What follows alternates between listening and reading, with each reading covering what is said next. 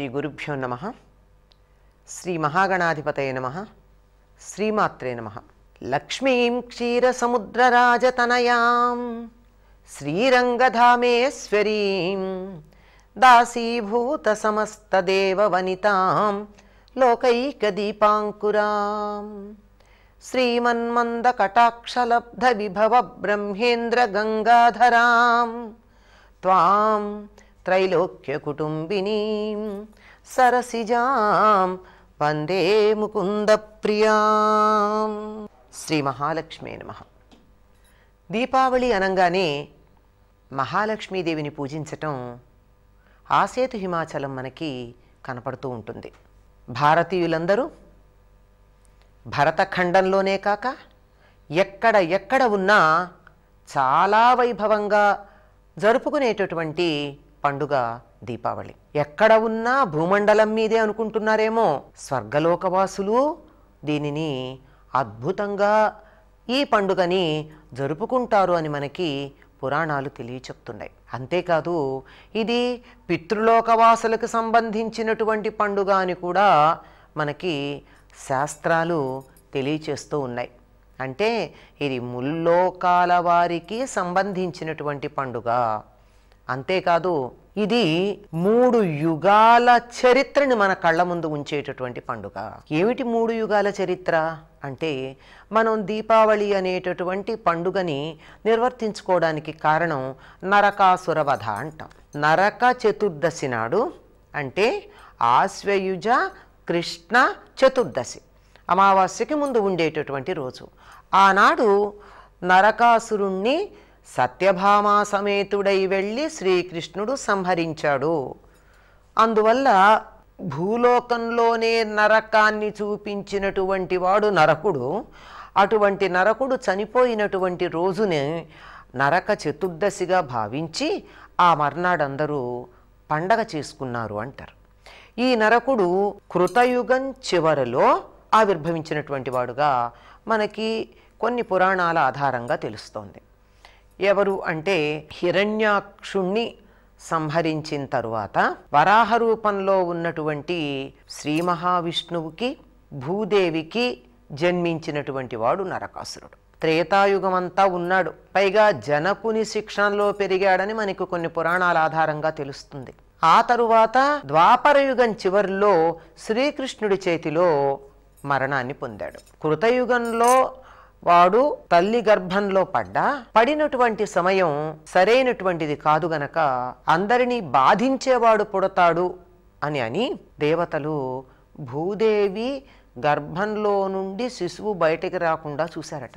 మళ్ళీ భూదేవి వెళ్ళి విష్ణువుని ప్రార్థించింది, ఎంతకాలం నా గర్భంలో ఈ శిశువు ఇలా ఉంటాడు, బయటికి రావాలి కదా అంటే, సరే అప్పుడు ద్వాపరయుగం చివరిలో అతడు ఆవిర్భవించటం. దుర్మార్గుడే గనక జనకుడి వంటి వాడి శిక్షణలో ఉన్నట్టయితే కొంత సన్మార్గంలో ఉంటాడు అనే సదుద్దేశంతో వాణ్ణి జనకుడి శిక్షణలో పెంచటం.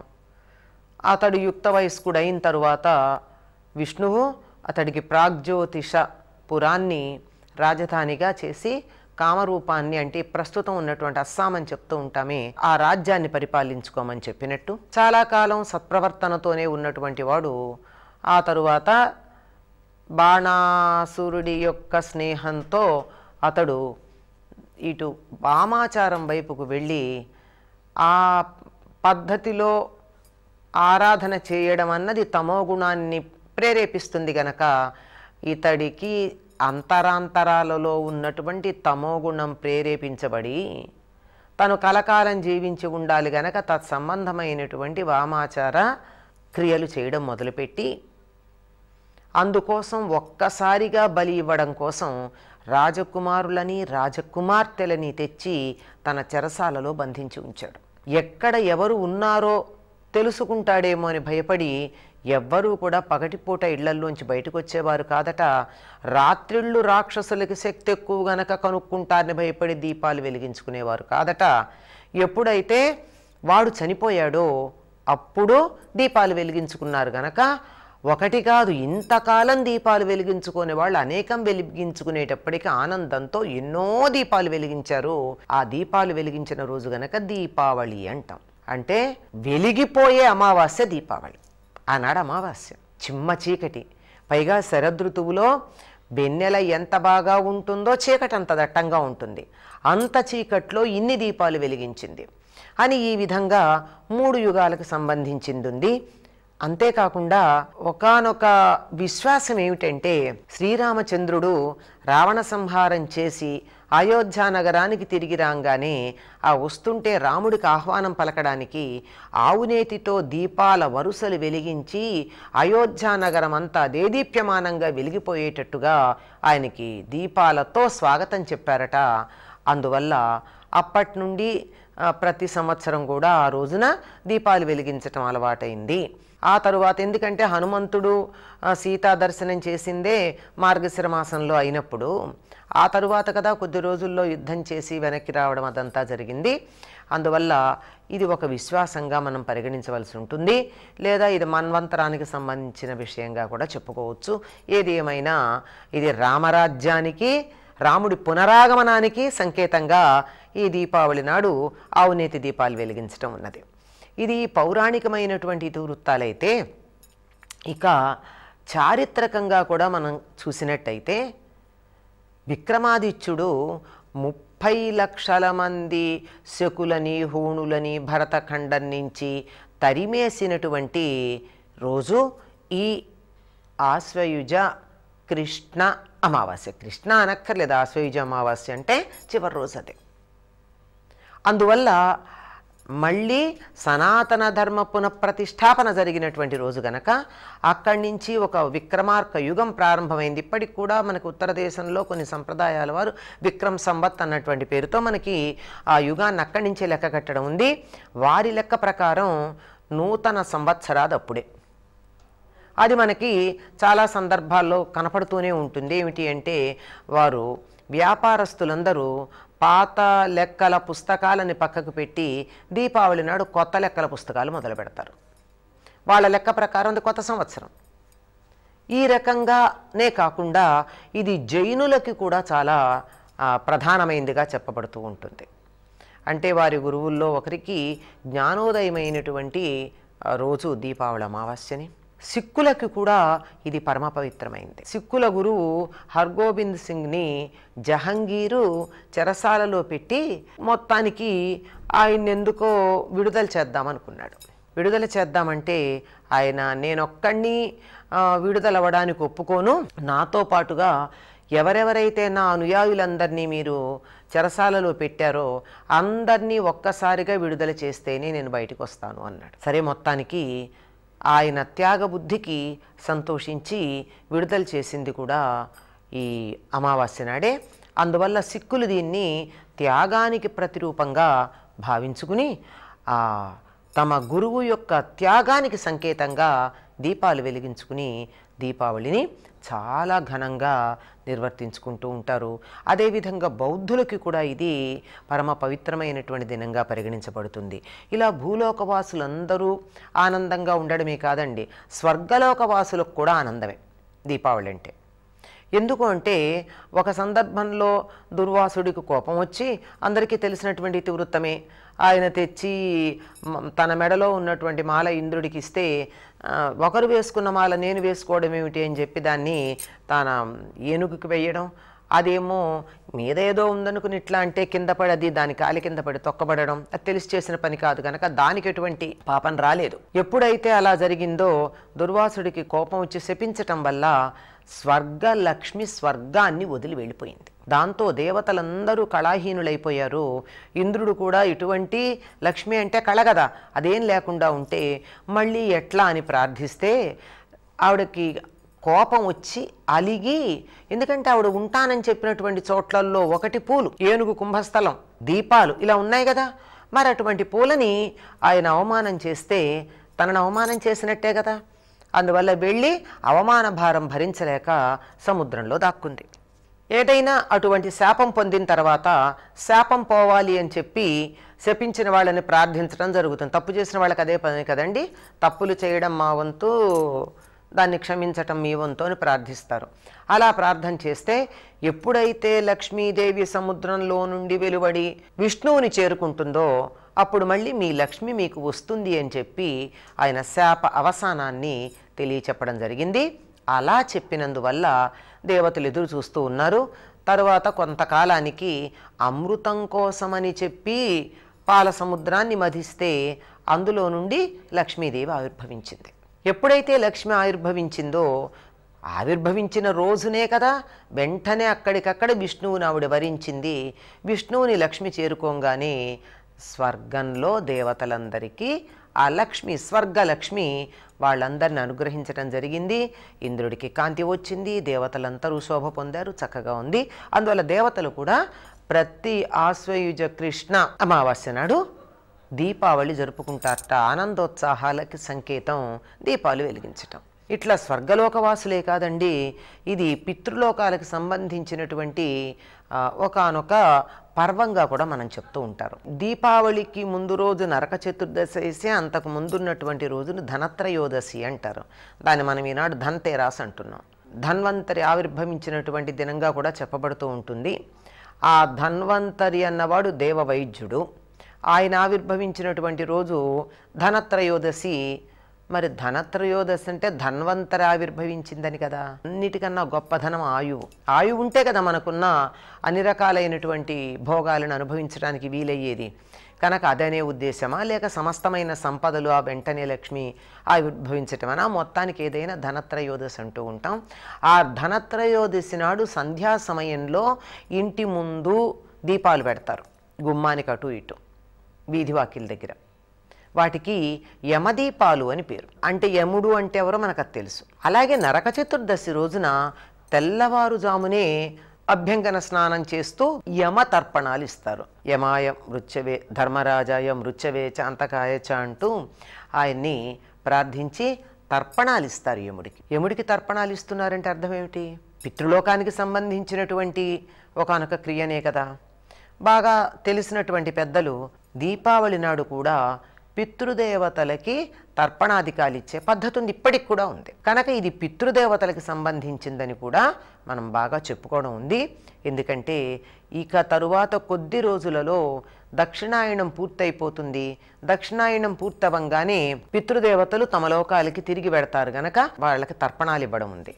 అంతేకాకుండా దీపావళి నాడు దీపాలు పెట్టి ఇంకా టపాకాయలు కాల్చటానికన్నా ముందుగా మగపిల్లల చేత దివిటీలు కొట్టిస్తారు. అది కూడా ఎక్కడ? దక్షిణం వైపుకు తిరిగి దిబ్బు దిబ్బు దీపావళి మళ్ళీ వచ్చే నాగుల చవితి అని చెప్పి వాళ్ళ చేత ఆ దివిటీలు కొట్టించటం ఉంటుంది.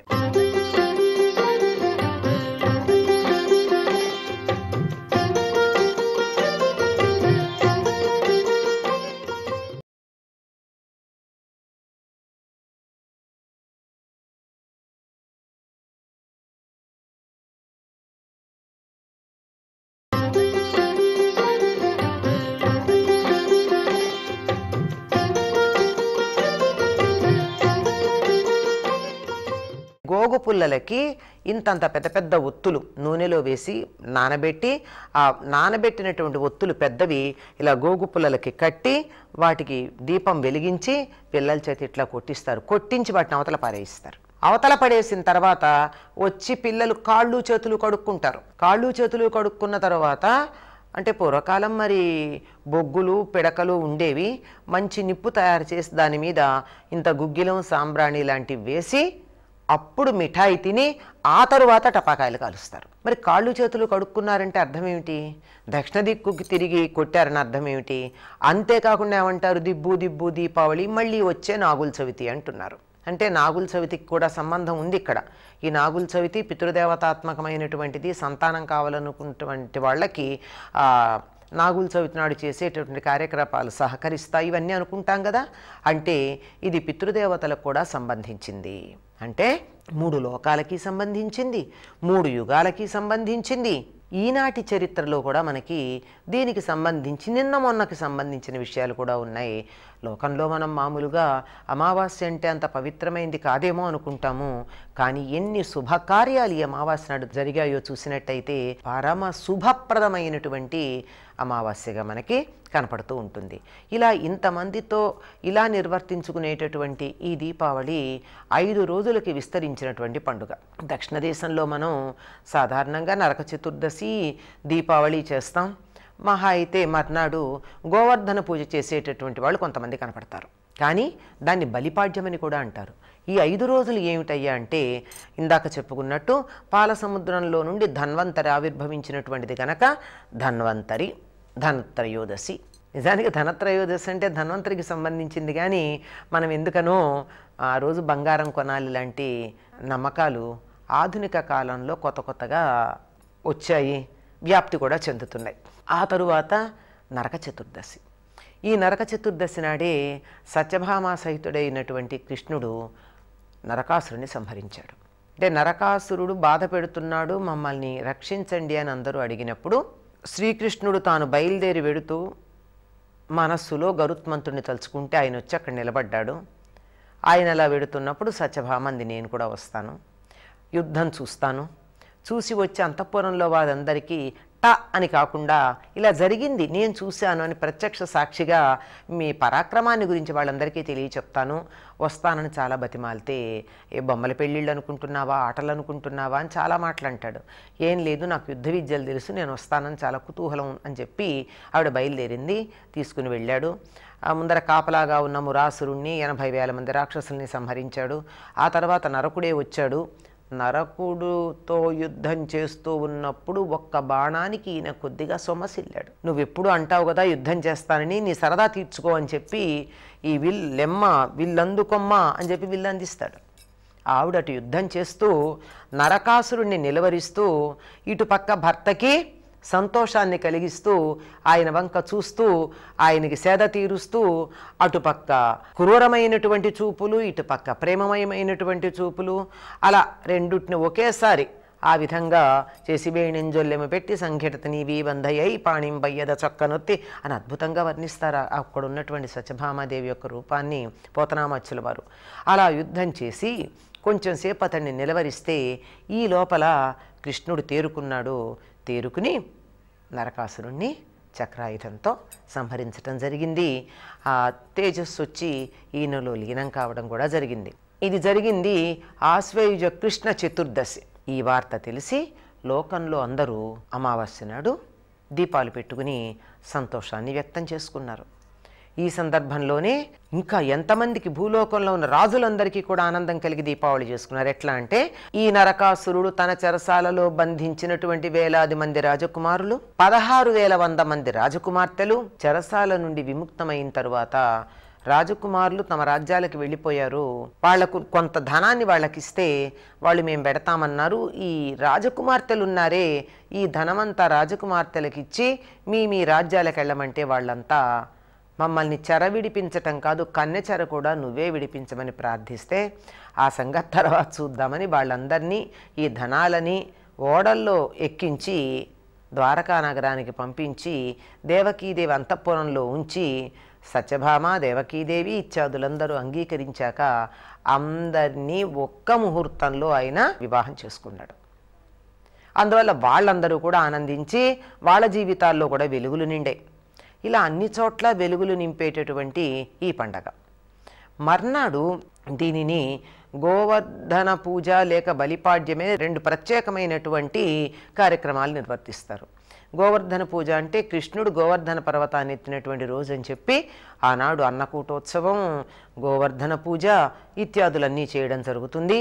అంతేకాకుండా ఆ రోజు బలిపాడ్యమే అని బలిచక్రవర్తిని పాతాళానికి పంపించినటువంటి సందర్భంలో ఆయన 3 అడుగులు అడిగాడు కదా, అందుకని 3 రోజులు ఆయనకి ప్రత్యేకంగా ఆయన కోసం భూలోకంలో నువ్వు పరిపాలన చేయడానికి అనుమతిస్తున్నానన్నాడు గనక బలిచక్రవర్తి ఈనాడు భూమిని పరిపాలించడానికి వస్తాడు దీపావళి నాడు, పాడ్యమి నాడు అని. అందువల్లే దీపావళికి చాలా దానాలు చేస్తారు. ప్రధానంగా కూష్మాండ దానం చేస్తారంటే గుమ్మడికాయ భూమిలాగా ఉంటుంది కనుక కూష్మాండ దానం చేస్తే భూమిని దానం చేసినంత ఫలితం లభిస్తుంది అని. ఆ తరువాతి రోజు యమద్వితీయ. అంటే యముడు తన సోదరి అయినటువంటి యమునకి వాగ్దానం చేసి వారింటికి వెళ్ళి భోజనం చేసినటువంటి రోజు. ఆ తరువాత ఆనాడు ఎవరైతే ఆ విధంగా తమ సోదరి ఇంట భోజనం చేస్తారో అటువంటి వారికి అపమృత్యు బాధ ఉండదు అని చెప్పి యముడు తన సోదరి కోరిక మేరకు, యమున కోరిక మేరకు వరం ఇచ్చాడు గనక ఈనాడు దీర్ఘాయుష్షు కావాలనుకునేటటువంటి వారందరూ కూడా తమ అక్క చెల్లెళ్ళ ఇంటికి వెళ్ళి భోజనం చేసేటటువంటిది భగిని హస్తభోజనము అని కూడా చెప్తారు. ఆ తర్వాత అది భ్రాతృద్వి తృతీయ అంటారు అనుకుండా, అది ఎవరు వాడుకలో లేదు ప్రత్యేకంగా. ఆ తర్వాత నాగుల చవితి తెలుసు. ఇలా ఒక పండుగల వరుస విస్తరించి ఉంటుంది. దీంట్లో చేసుకునేది ఏమిటి అంటే నరక చతుర్దశి నాడు అభ్యంగన స్నానాలు, అది కూడా సూర్యోదయానికన్నా ముందు చేస్తారు. వీలైతే నువ్వుల నూనె పట్టించుకుని నువ్వు పిండితో రుద్దుకుని అభ్యంగన స్నానం చేయడం ప్రధానంగా చెప్తారు. పిల్లలైతే టపాకాయలు కాలుస్తారు తలంటు పోసుకున్నాక, పెద్దవాళ్ళైతే తర్పణాలు ఇస్తారు. అయిన తర్వాత కొత్త బట్టలు కట్టుకోవడం, పిండి వంటలు చేసుకోవడం, నిన్నటి రోజున మొదలు పెట్టినటువంటి యమదీపాలు గుమ్మానికి అటు ఇటు పెట్టడం జరుగుతుంది. ఇక దీపావళి దగ్గరికి వచ్చేటప్పటికి లక్ష్మీదేవి ఆవిర్భవించినటువంటి రోజు, లక్ష్మీ విష్ణువుని చేరినటువంటి రోజు. అయిన తరువాత ఆవిడ సంధ్యా సమయంలో తన వాహనమైనటువంటి గుడ్లగూబనెక్కి అలా విహారం చేస్తుందిట. ఏ ఇంట్లో తన ప్రతిరూపాలైనటువంటి దీపాలు అత్యధికంగా కనపడతాయో ఆ ఇంటిని అనుగ్రహిస్తుందని చెప్పి సంధ్యా సమయంలోనే దీపాలు పెట్టేసి రాత్రంతా ఇళ్ల తలుపులు తెరిచి వీలైనంత వరకు ఆ దీపాలు రాత్రంతా వెలుగుతూ ఉండేటట్టుగా చేస్తారు. ఎందుకంటే తన ప్రతిరూపాలు కదా, అందువల్ల అవి ఉంటే ఆవిడ సంతోషపడుతుంది. మరి సాయంకాలం ఎందుకు విహారానికి బయలుదేరింది? ఈవిడ వాహనం గుడ్లగూబండి, పగటిప్పుడు దానికి కళ్ళు కనపడవు. అందువల్ల రాత్రి అయితే చాలా బాగా కళ్ళు కనపడతా ఆవిడ విహారానికి బయలుదేరిందని లక్ష్మీదేవిని సంతృప్తిపరచటానికి ఈనాడు సాయంకాలం దీపాలు పెట్టి రాత్రి అంతా వెలిగించి ఉంచుతారు అని. అది ఈ రోజున లెక్కల పుస్తకాల కొత్త పెట్టే పద్ధతి కూడా ఉత్తర దేశంలో వ్యాపారస్తులందరికీ కూడా ఉంది. అసలు అది తప్పనిసరి అండి. అందులో ఇంకా వీళ్ళు చేస్తారు వాళ్ళు చేయడం లేదు, ప్రతి వాళ్ళు తప్పనిసరిగా చేసేటటువంటి పని. ఇంకా వారు ఆ లక్ష్మీదేవి అనుగ్రహం కోసమని పగలంతా ఉపవాసం ఉండి సూర్యాస్తమయం అయిన తర్వాత దీపాలు పెట్టిన తర్వాతే లక్ష్మీదేవికి పూజ చేసి అప్పుడే పాత పుస్తకాలు పక్కన పెట్టి కొత్త పుస్తకాలు వాడతారు. ఇంకా కొంతమంది అర్ధరాత్రి 12 గంటల దాకా, అది సరిగ్గా రాత్రికి మధ్య కదా, ఆ సమయం దాకా ఉండప్పుడు లక్ష్మీ పూజ కొనసాగిస్తూ ఉంటారు. సంధ్యా సమయం నుంచి అర్ధరాత్రి దాకా. అప్పటిదాకా చేస్తే ఆవిడ బాగా సంతోషపడుతుంది అని. ఎవరైతే ఈ అమావాస్య నాడు అర్ధరాత్రి 12 గంటలకి లక్ష్మీదేవిని ధ్యానం చేస్తారో, ఆవిడని పూజిస్తారో, లేదా ఆవిడని తలుచుకుంటారో, ఆవిడ నామం జపిస్తారో, అటువంటి వారికి ఆవిడ అంతులేనటువంటి సంపదలు ఇస్తుందిట. సంపద అంటే కరెన్సీ నోట్లు మాత్రమే అనుకోవద్దు, అష్టలక్ష్ములు అందులోనే భాగం. కనుక ఆనాడు పూజ చేయడం అన్నది సంప్రదాయంగా ఉంది. దాన్ని మేలుకుండడానికి కాబోలు, లేదా ఈ నరకాసురుణ్ణి వధించినటువంటి దానికి సంకేతంగా 10 మందికి తెలియచెప్పడం అనేటటువంటి కారణం కావచ్చు, టపాకాయలు కాల్చటం అనేది మనకు కనపడుతూ ఉంటుంది. అయితే ఈ టపాకాయలు కాల్చటంలో ఒక విశేషం ఉంది అని పెద్దవాళ్ళు చెప్తారు. ఇప్పటికి వానలు వెనకపట్టి పొలాలలో, వరి పొలాలలో కోతలు కోసి అన్ని పనల మీద ఉంటాయి పొలాలు. అలా ఉన్నప్పుడు ఆ వరి పొలాల్లో దాక్కుని ఉన్నటువంటి దోమలన్నీ గ్రామాల్లోకి వచ్చేటటువంటి కాలం. ఈ తేళ్ళు, పాములు లాంటివి కూడా తమ ఆశ్రయాలు, పంటలు కొంచెం ఎండిపోవడం వల్ల అక్కడి నుంచి, అది మంచిదే, అవి ఆ వరి అయితేనే కదా మనకి వడ్లు వచ్చేది. అలాంటి సందర్భంలో ఊళ్ళల్లోకి వస్తాయి గనక అవి రాకుండా ఉండడానికి, నుసమలు, దోమలు మొదలైనటువంటివి ఏవి రాకుండా ఉండడం కోసమని ఈ భాస్వరము, అవి బాగా సూర్యకారము, ఇవి అధికంగా ఉన్నటువంటి టపాకాయలు కాల్చటం ఒక పద్ధతిగా ఉంది. పూర్వకాలం తాటిమట్టల్లో పూల పొట్లాలు తయారు చేసి వాటిని తిప్పుతూ ఉండేవారు. రకరకాలు ఉండేవి. మొత్తానికి ఆ పద్ధతి ఉన్నది. దానికి ఇది పర్యావరణానికి సంబంధించిన విశేషంగా దీని గురించి చెప్పుకున్న ప్రస్తుత కాలంలో అంత అవసరమా అన్నది కొంచెం ఆలోచించుకోవాల్సినటువంటి విషయం. దీపాలు వెలిగించుకోవచ్చు, కాకరపోతులు కాల్చుకోవచ్చు, కొద్దిగా మతాబులు కాల్చుకోవచ్చు, అంతేగాని ఎక్కువ పొగలు వచ్చేవి, అందులోనూ ఈ మధ్యకాలంలో మనకి అత్యధికంగా రసాయనిక ద్రవ్యాలు వాడి తద్వారా వాతావరణాన్ని కలుషితం చేసేటటువంటి ఎక్కువగా ఉన్నాయి. అటువంటివి వాడకుండా ఉండడం అన్నది విజ్ఞులు పాటించాల్సిన నియమాలు. దీపాలు పెట్టండి, 100 పెట్టండి, కాకర పువ్వుతులు లాంటివి చక్కగా మనస్ఫూర్తిగా కాల్చుకోండి. చిచ్చుబుడ్లు లాంటివి చక్కగా కాల్చుకోండి, సమస్య లేదు. బరాటాలు కాల్చండి, ఇప్పుడు దొరకట్లేదు ఎక్కువ, అవి చాలా మంచివి, సూర్యకారం ఎక్కువ ఉంటుంది. కొద్దిగా మతాబులు కాల్చుకోండి, అంతేగాని వాతావరణ కాలుష్యాన్ని పెంచేవి కాకుండా మనం ఉన్నట్టయితే చాలా బాగుంటుంది అని ఇలా ఎన్నో విశేషాలతో కూడుకున్నటువంటి మన సంప్రదాయంలో అత్యధికమైన ప్రాధాన్యాన్ని సంతరించుకున్నటువంటి పెద్ద పండుగ దీపావళి. అందరికీ దీపావళి శుభాకాంక్షలు తెలియచేస్తూ మహాలక్ష్మి మిమ్మల్ని అన్ని విధాలా అనుగ్రహించుగాక అని ఆ లక్ష్మీదేవినే ప్రార్థిస్తూ స్వస్తి.